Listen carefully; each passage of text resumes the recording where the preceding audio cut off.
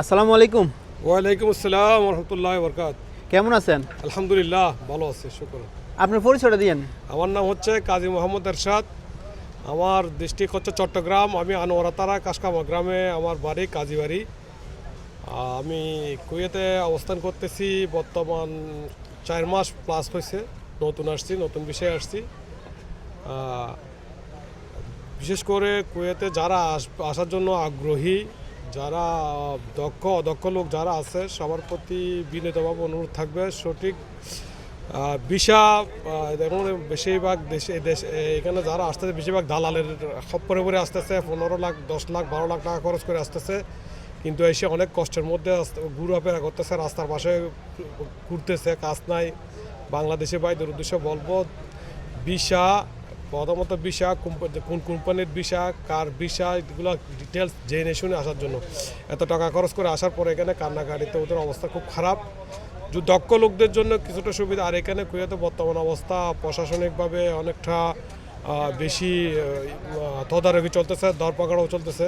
বিশেষ করে যারা দেশে আসতেছে এবং যাদের ভিসা আছে, ভিসা থাকার পরও এদিকে ঘোরাফেরা নিয়েও বিভিন্ন সমস্যা হচ্ছে, দরপাকড়াও আসছে। সত্যি কথা বলতে এখানে যারা যে ভিসা আসতেছে একুরেট, যদি কোম্পানি বা মালিকের ভিসা একুরেট না হয় তাহলে ওরা বেশি দিন এখানে টিকতে পারতেছে না। আর যাদের ভিসা নাই, ফ্রি ভিসা বলে আসতেছে, ওদের জন্য এটা একটা ভয়ানক ডিসিশন হবে। বেশিরভাগ যারা আসতেছে দেশে জায়গা সম্পত্তি বিক্রি করে, গরু বিক্রি করে, অনেকে বাড়ি বন্ধক দিয়ে অনেক অনেক টাকা খরচ করে কুয়েতে জমিনে আসতেছে। কিন্তু আসার পরে যেটা দেখা যাচ্ছে, আসার পরে যে আশ্বাস দিয়ে তাদেরকে নিয়ে আসতেছে, তারা আসলে বাস্তব চিত্রে এসে তারা ওইখানে ওই কাজের সাথে কোনো সম্পৃক্ততা নাই। মালিক কোথায় সেও জানে না, কফিলকে সেও জানে না, যে দালাল নিয়ে আসতেছে সে এনে ছেড়ে দিছে, কারোর সাথে কোনো যোগাযোগ নাই। ওই দালাল মোবাইল বন্ধ করে দিয়ে ঘোরাফেরা করে, মোবাইল বন্ধ করে দেয়, তাদের সাথে যোগাযোগ করতে পারে না। এখন এখানে আসার যারা আসবে তাদের উদ্দেশ্যে বলবো, সঠিক মালিকানাধীন কোম্পানি, কোন আকামার সাথে সম্পৃক্ততা, এগুলো ডিটেলস জেনে শুনে আসার জন্য। আর দক্ষ লোকদের কাজ আছে এখানে কুয়েতে। ভালো পজিটিভ দিক হচ্ছে টাকা আয় করার জন্য সোর্স ভালো, আয় করার অপরচুনিটি অনেক বেশি ভালো আছে। কিন্তু অ্যাকচুয়ালি মালিক আর কোম্পানি যারা ওই মালিকের সাথে, যদি মালিক কোম্পানির সাথে শরিকে যারা আছে, মালিকানা কোম্পানির দিনে যারা আছে, যাদের আন্ডারে আসতে, তারা যদি সঠিকভাবে আসে তাহলে সুন্দর জীবনযাপন করতে পারবে। না হলে অন্যথায় এদের অবস্থাটা খুব লাজুক, করুণ অবস্থা। তাদেরকে এই বিভিন্ন সমস্যার সম্মুখীন হতে হয়। এখন তো কোনো বিশেষ করে যাদের সিভিল আইডি থাকা সত্ত্বেও রেসিডেন্স বিষয় নিয়ে একটা এখন নতুন নতুন আইন হচ্ছে। একুরেট রেসিডেন্সি না পাইলেও তাদেরকেও ধরে দেশে করে দিচ্ছে, সফর করাই দিচ্ছে। তো বিশেষ করে অনুরোধ বাংলাদেশ বা দেশবাসীর প্রতি, আমার বিনীত অনুরোধ থাকবে, যারা আসতেছেন তাদের সিভিল আইডি, আকামা, বিশেষ করে এখন রেসিডেন্সি যা আছে, রেসিডেন্স অ্যাড্রেসটা যাতে সঠিক হয় সেই দিকে দৃষ্টি রাখবেন।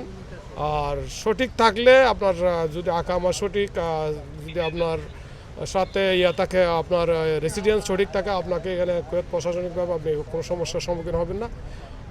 যদি আপনি এখানে লিগ্যালিটিটা, ওরা আসলে এদের একটা সত্যি কথা বলতে, ওরা যেটা চাচ্ছে, যেটা লিগ্যালিটিটার এরা প্রায়োরিটি দিচ্ছে, বাস্তব চিত্র হচ্ছে সেটা। যদি সেটা হয় তাহলে খুব মানে তাদের জন্য পজিটিভ। অন্যথায় আসলে চরম একটা দুঃখজনক ছাড়া কোনো কিছুই নাই, বলার নাই। আসলে সবাই আসে অনেক আশা ভরসা নিয়ে দেশে, টাকা পয়সা আয় করবে, মা ভাই বোন যারা আছে, ফ্যামিলি, আত্মীয় স্বজন যারা আসে, তাদেরকে খুশি রাখার জন্য এসে এখানে এসে পড়তেছে, নিজেও বিপদে পড়তেছে, সাথে সাথে ফ্যামিলিরও বিপদে ফেলে দিচ্ছে। এত টাকা খরচ করে আসার পরে এখানে দেখতেছে আসলে খুব একটা পরিস্থিতি, খুব ভয়ানক একটা ঘোলাটে অবস্থা হয়ে যায়। যার কারণে আমি সবার প্রতি অনুরোধ থাকবে আমার, ভিসা, বিশেষ করে ভিসা যা ঠিক থাকে, কোম্পানির মালিকানা ঠিক আছে কিনা, এগুলো ডিটেলস জেনে শুনে আসার জন্য তাদের প্রতি আমার পরামর্শ থাকবে। এই বলে আমি আমার বক্তব্য এখানে করলাম। আর আরেকটা কথা কি আমি আপনার বলি, মানে কুয়েতে বর্তমানে এমন একটা সময় চলতেছে, আপনারা কেউ ময়লা পোশাক নিয়ে বাইরে যাবেন না। বিশেষ করে আপনারা যেখানে কাজ করেন না কেন, ওইখানে দ্রুত কাপড় চেঞ্জ করবেন, ঠিক আছে? যেখানে কাজ করেন না কেন সাথে কাপড় নিয়ে যাবেন, কারণ আপনার ময়লা কাপড় যুক্ত দেখলে আপনারা সাথে সাথে অ্যারেস্ট করবে, ঠিক আছে? কারণ আপনার আকামা চেক করবে আপনি কোন জায়গায় কাজ করেন, ঠিক আছে? প্রথমত এরপর দেখবে আপনার কাপড় নোংরা ময়লা, কারণ আপনি কাজ করছেন, আপনার কাপড় স্বাভাবিক ময়লা থাকবেই। তো অতএব আপনারা এই জিনিসটা খেয়াল করবেন, কারণ এই জিনিসটা আমি আরও অনেক ভিডিওতে বলছি, আজকে বলে দিতেছি, সবাই সতর্কতা অবলম্বন করবেন। আর কুয়েতে মনে করেন তাদের যেটা আইন, এটা তাদের জন্য এটা পারফেক্ট বা আমাদের জন্য পারফেক্ট, কিন্তু আমরা বলি আর কি, আমরা কম বেতনে আসি, এই জন্য আমাদের জন্য সমস্যাটা হইতেছে, ঠিক আছে? কারণ আমরা যে 75 দিনারে আসি, ওইটাই আমাদের সমস্যাটা। আচ্ছা, আর আমি যে এই ধরনের তথ্যগুলো দিই, তথ্যগুলো কেমন হয় মানুষের জন্য, হেল্পফুল কিরকম হয়? এই ধরনের তথ্যগুলো আসলে অতীব গুরুত্বপূর্ণ, পজিটিভ। কারণ হচ্ছে সঠিক তথ্যটা তুলে ধরার জন্য আপনাকেও ধন্যবাদ। আমাদের পক্ষ থেকে যারা দেশে, এখানে বিদেশে, আমরা বাংলাদেশে প্রবাসী বাইরে আছি, তাদের পক্ষ থেকে আপনাকে ধন্যবাদ সঠিক তথ্য তুলে ধরার জন্য। বিশেষ করে ভাই যে কথাটা বলছে এটা আসলে সত্যি, যে আপনারা যখন যেখানে ওয়ার্ক শেষ করে আপনি যে ওয়ার্ক কাজ করছেন, ওইখানে আপনার যে ড্রেসটা আছে ওটা অবশ্যই ময়লা হবে, কাজ করতে গেলে ময়লা হবে। তো আপনার এক্সট্রা একটা ড্রেস নিয়ে যাবেন, যেটা অফিসে গিয়ে অফিসে ঢুকে ওটা চেঞ্জ করে যে কাজটা, যে পোশাকটা দিয়ে আপনি কাজ করবেন, ওইটা দিয়ে কাজ করার পরে বাইরে হওয়ার সময় আবার আপনি যে পোশাকটা আছে, আপনার যে পোশাকটা নিয়ে আসছেন, ওইটা পরে দ্রুত অফিস থেকে বাইরে হবেন। এখন বিশেষ করে যে অফিসিয়ালিভাবে এখন তো বেশিরভাগ এখন মনে হয় আইন করতেছে যে যাদের শরিকাগুলার মধ্যে থেকে ইউনিফর্ম দেওয়ার জন্য।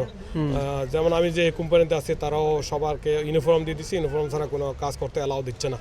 এটা একটা সুন্দর পজিটিভ দিক। এটা হলে আসলে আর বেশি পুলিশের কথার সম্মুখীন হয় না, পুলিশরা বেশি চার্জ করে না যদি ইউনিফর্ম থাকে। আমি আরেকটা কথা বলি, আমি একজন বাঙালি, আমি একজন বাংলাদেশ, তো অতএব এই দেশের আইন কানুন আমরা সম্মান করতে হবে, শ্রদ্ধা করতে হবে, আইন কানুন অনুযায়ী চলতে হবে। কারণ আমি যদি অপরাধ করি, আমার দেশকে বলবে আগে, পরে আমাকে বলবে, ডাইরেক্টলি বলে বাঙালি। দেশের একটা বদনাম, হ্যাঁ, এই জিনিসটা আপনারা মাথায় রাখবেন। আর সবাই মানে সম্মানের সহিত চলবেন। আর এই দেশে যারা নতুন আসেন, তাদের জন্য আমি আরেকটা কথা বলি, তো আপনারা যখন নতুন আসবেন, এই দেশের মহিলা এবং বাচ্চা আর বুড়া মানুষ, এই তিনটা মানুষের সাথে আপনারা কখনো জর্গায় লিপ্ত হবেন না, এবং কি তাদের ইশারাও করবেন না, তাদের দিকে তাকাবেন না, এবং কি তাদেরকে কোনো কথাও বলবেন না।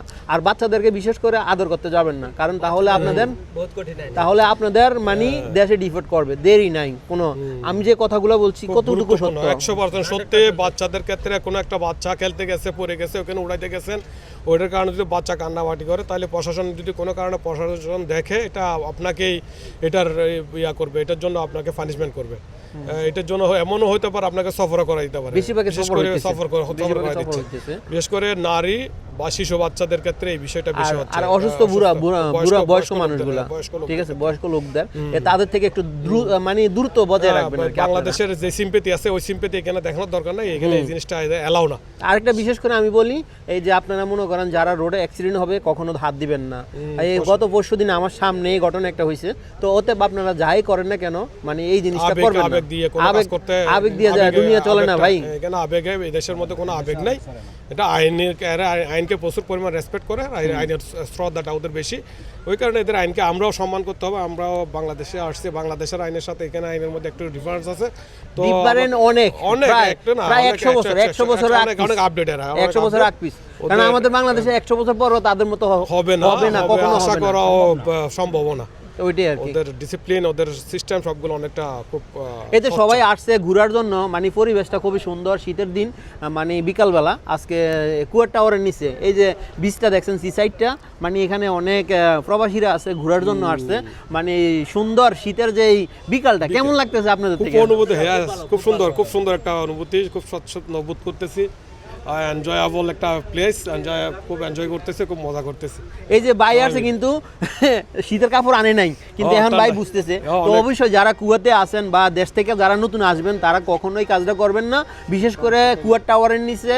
আর দ্বিতীয়ত হচ্ছে শহীদ পার্কে যারা যাবেন, তারা অন্তত শীতের কাপড় নিয়ে যাবেন, কেননা কুয়ার টাওয়ারের যে সি সাইডটা, এই সি সাইডের থেকে কিন্তু প্রচুর বাতাস আসে, ঠিক আছে? এই বাতাসটা মূলত ঠান্ডা বাতাস, ঠিক আছে? এই যে নীলনদ বলে, এই নীলনদ আর কি, প্রচুর ঠান্ডা। তো অতএব আপনারা যারাই আসেন না কেন, শীতের কাপড় নিয়ে আসবেন, না হলে কিন্তু আপনাদের কষ্ট হবে, এবং কি ঠান্ডা প্রচুর। আর বিশেষ করে শহীদ পার্কে মনে করেন ন্যাচারাল হাওয়া, অনেকগুলো গাছ থাকে ওই জায়গায়, তো ওই জায়গাও প্রচুর ঠান্ডা। তো অতএব আপনারা এই দুই জায়গায় আসলে বুঝে শুনে শীতের কাপড় নিয়ে আসবেন।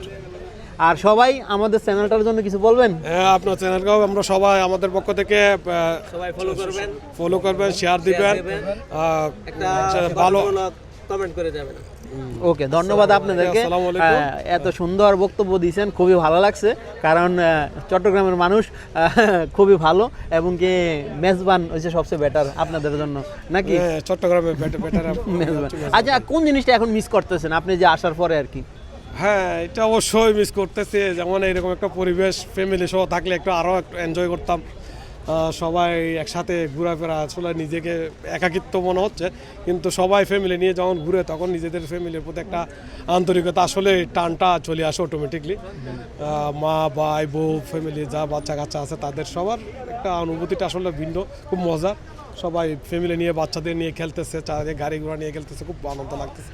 ওদেরগুলো দিকে নিজেদেরকেও ফিল করতেছি যে আসলে এরকম একটা পরিবেশে নিজেদের ফ্যামিলিকে উপস্থাপন করাইতে পারলে আরও বেশি ভালো লাগতো।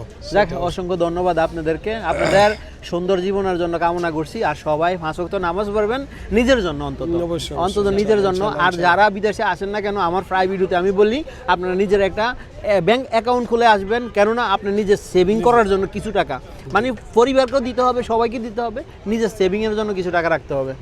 ওকে ওকে, ধন্যবাদ। আমার এই কথাটা কেমন হয়েছে? হ্যাঁ, সুন্দর হয়েছে, আলহামদুলিল্লাহ। এটা আমার প্রায় ভিডিওতে বলি আমি। ইনশাআল্লাহ সুন্দর একটা কথা। নামাজটা সবার জন্য, প্রত্যেক মুসলমানের জন্য এটা ফরজ। অবশ্যই নামাজ আমরা যথাসময়ে ওয়াক্ত অনুসারে সাথে, এখানে দেশে অনেক সুন্দর ওয়াক্ত হয়ে গেছে, আজান হয়ে যাচ্ছে, সাথে সাথে জামাত হয়ে যাচ্ছে, দেরি নেই। আমাদের দেশের মতো আধা ঘন্টা সময় লাগে না, কারণ আজান হচ্ছে সাথে সাথে জামাত। আপনি টাকা ইনকাম করবেন, এটার ভাগ সবাই নিবে, কিন্তু আপনি নামাজ পড়বেন, এটার ভাগ কেউ নিবে না। হয়তো দুনিয়াতে আপনি কিছুটা পাবেন, কিন্তু আখিরাতে আপনি এটা পরিপূর্ণ অবশ্যই। তো যাক, অসংখ্য ধন্যবাদ আপনাদেরকে। এই দেখেন, ধন্যবাদ। আসসালামু আলাইকুম। ওকে ওকে, আল্লাহ হাফেজ।